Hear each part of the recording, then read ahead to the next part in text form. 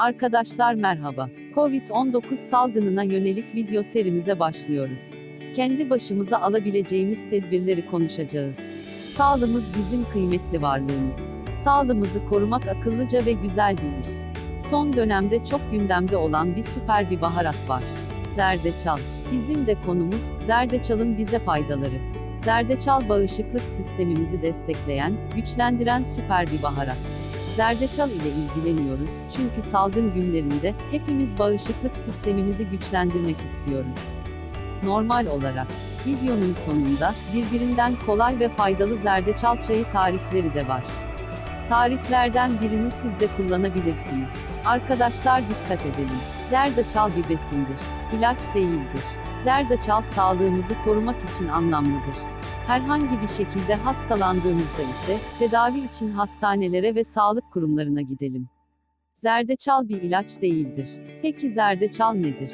Zerdeçal bitkisinden elde edilen bir baharattır ve Asya yemeklerinde yaygın olarak yer alır. Hafif yakıcı, acı bir tada sahiptir. Peki sizce, zerdeçal dünyanın hangi bölgesinde yetişir? Hint safranı veya altın baharat olarak da adlandırılan zerdeçal, Asya ve Orta Amerika'da yetişen uzun bir bitkidir.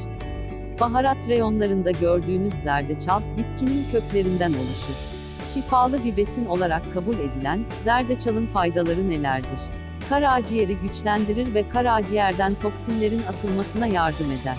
Safra kesesi ve safra yollarının fonksiyonel hastalıklarına karşı etkisi zerdeçalın yararları arasındadır. Antioksidan etkilidir. Zerdeçal diğer adıyla kurkuminin antioksidan etkisinin E ve C vitaminlerinden daha güçlü olduğu görülmüştür. Zerdeçal nasıl tüketilir? Zerdeçalın kurutulan meyveleri toz haline getirildikten sonra baharat olarak kullanılabileceği gibi suda kaynatılarak çayda hazırlanabilir. Zerdeçal hangi yemeklerde kullanılır? Zerdeçal genellikle yemeklerde bir baharat olarak kullanılır. Özellikle fırınlanmış sebzelerde zerdeçal yemeğe çok farklı bir tat katmaktadır. Peki arkadaşlar, zerdeçal ne içerir? Zerdeçal, eski çağlardan beri kullanılan şifalı bir baharattır. Hindistan safranı olarak da bilinen zerdeçal, besin değerleri bakımından oldukça zengindir. Bol miktarda potasyum, demir, manganez mineralleri, C vitamini ve B6 vitamini içerir. Şimdi bakalım toz zerdeçal neye iyi gelir? Zerdeçal kansere karşı önlem ve tedavide yardımcı olarak kullanılmaktadır. Sindirim sistemine, eklem ağrılarını azaltmada, iltihap önlemede, şeker hastalarına faydaları vardır.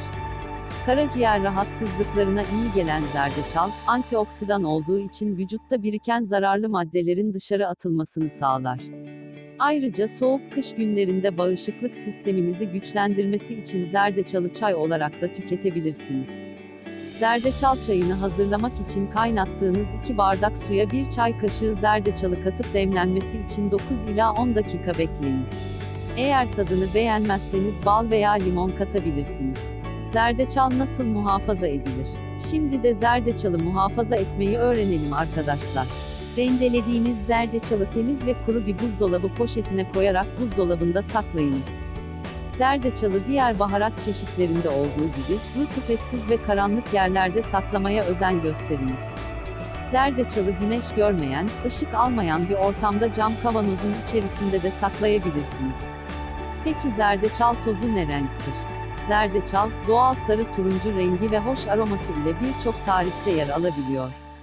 Kahverengi, odunsu bir görüntüsü olan zerdeçalın kabuğunun altında koyu turuncu renkte etli kısmı bulunmaktadır. Peki zerdeçal bir günde ne kadar tüketilmeli?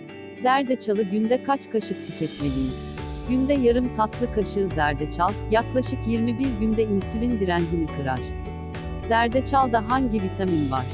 Şimdi de zerdeçalı vitaminler yönünden öğrenelim dostlar. Aynı zamanda zerdeçalın içerisinde bulunan B6 vitamini ve C vitamini cilt için faydalı olan vitaminlerdir. Çok sorulan bir soru var arkadaşlar, zerdeçal zayıflatıyor mu? Zerdeçal, metabolizmayı hızlandırması, sindirim sistemini güçlendirip yiyeceklerin daha kolay sindirilmesine katkı sağlaması gibi faydalarından ötürü kilo verme sürecinde çeşitli şekillerde tüketilmesi önerilen bir besindir. Zerdeçalın zayıflamaya etkisi suyla birlikte tüketildiğinde de aynı şekilde geçerli olacaktır. Şimdi de faydalı bir karışımı öğrenelim. Tarçın, zencefil, zerdeçal karışımı ve bu karışımın önemli faydaları nelerdir? Vücuttaki zararlı maddelerin dışarı atılmasını hızlandırmaktadır. Gaz, şişkinlik ve hazımsızlık problemlerine karşı sindirim sistemini düzenler.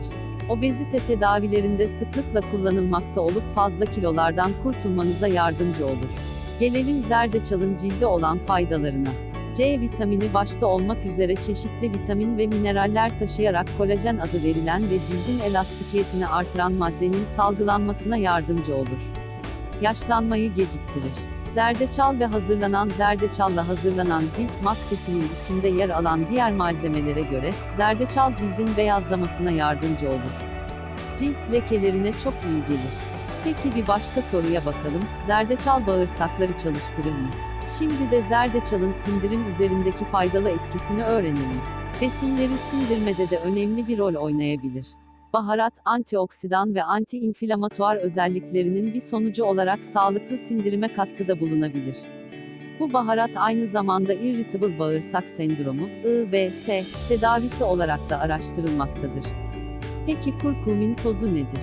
Zerdeçal tozunun, bir baharat olarak, Hint yemeklerinde kullanılan yaygın bir gıda olduğunu yukarıda görmüştük. Zerdeçaldaki ana biyoaktif madde olan kurkumin, anti-inflamatuar özelliklere sahiptir. Biyoyararlanımının yükselebilmesi için piperin ile beraber tüketilmesi etkili sonuçlar yaratabilmektedir. Peki kurkumin ile kilo verilir mi? Hekim kontrolünde olmak şartı ile, kavruk zerdeçallı altın yoğurt kürü ile bir ayda 12 kiloya kadar kilo verilebileceği söyleniyor. Zerdeçal yoğurt kürü nasıl yapılır? Hazırlanışı ve uygulanışı. Yoğurt kürünü yaparken, yarım limon suyunu, yoğurdu ve zerdeçalı temiz bir kapta karıştırın. Gece yatağa yatmadan yarım saat kadar önce, bu karışımı tüketin.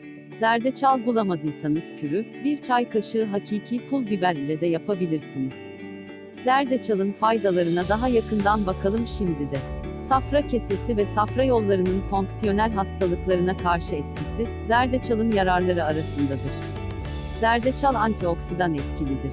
Kurkuminin antioksidan etkisinin E ve C vitaminlerinden daha güçlü olduğu görülmüştür. Kurkumin kansere karşı koruma sağlar ve tümör hücrelerinin çoğalmasını engelleyici özelliği vardır. Şimdilerde de zerdeçal pek çok ilaçta ve ağrı kesicilerde tercih edilmektedir. Zerdeçalın kanserlere etkisi nedir? Zerdeçal tozu ne işe yarar? Zerdeçal, anti-inflamatuar özelliğe sahiptir. Zerdeçal, demir, potasyum, B6 ile C vitamini, manganez ve değerli mineraller içerir.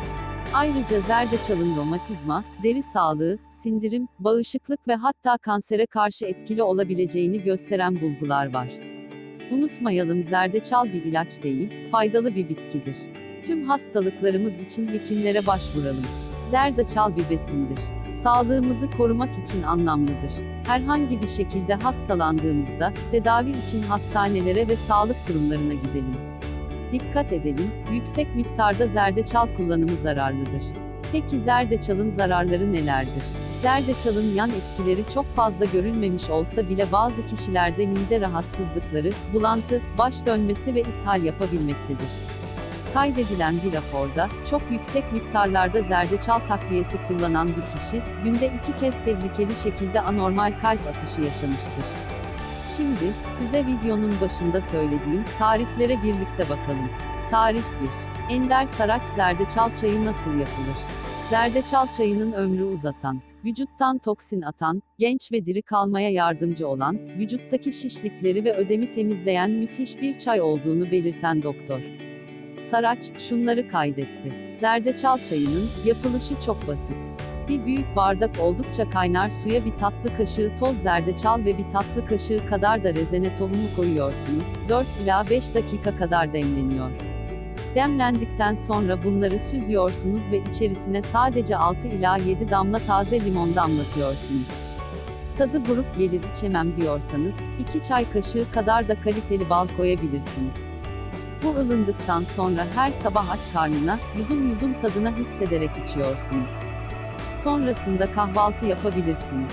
Böylece 3 hafta içerisinde vücuttan toksinler atılır, ağır metallerin temizlenmesine yardımcı olur. Karaciğer ve safrayı temizler, ciltteki lekeleri ve olumsuzlukları da geriletiyor demişti. Şimdi diğer zerdeçal çayı tariflerine bakalım. Evvela zerdeçal çayının faydaları gelsin.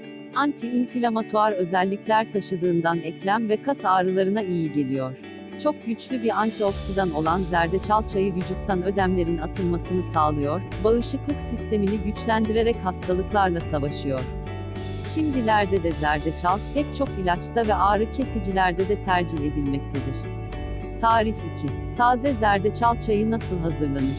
Öncelikle taze zerdeçal kökünü ince ince kıyarak çok küçük parçalar haline getirin. Ardından 2 bardak suyu kaynatın. Parçaladığınız zerdeçaldan 1 çay kaşığı kadarını demliğin içine koyun.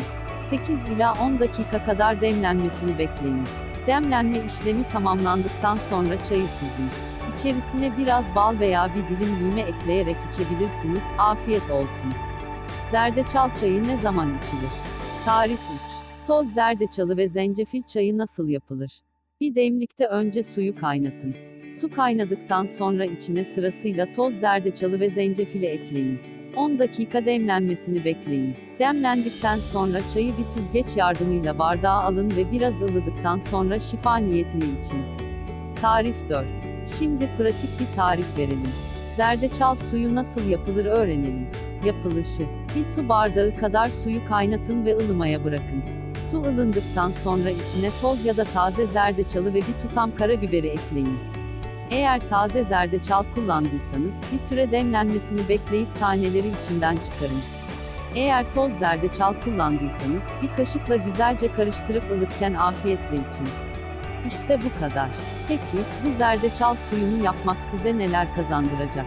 Yaklaşık 1 yıl kadar her sabah içtiğinizde şöyle şahane faydaları göreceksiniz.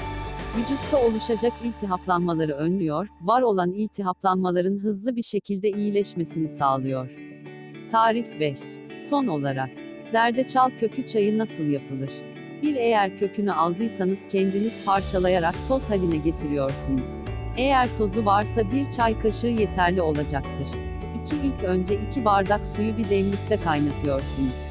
3 su kaynadıktan sonra parçalayıp toz haline getirdiğiniz zerdeçal kökünü veya 1 çay kaşığı zerdeçal tozunu demliğe ekliyoruz.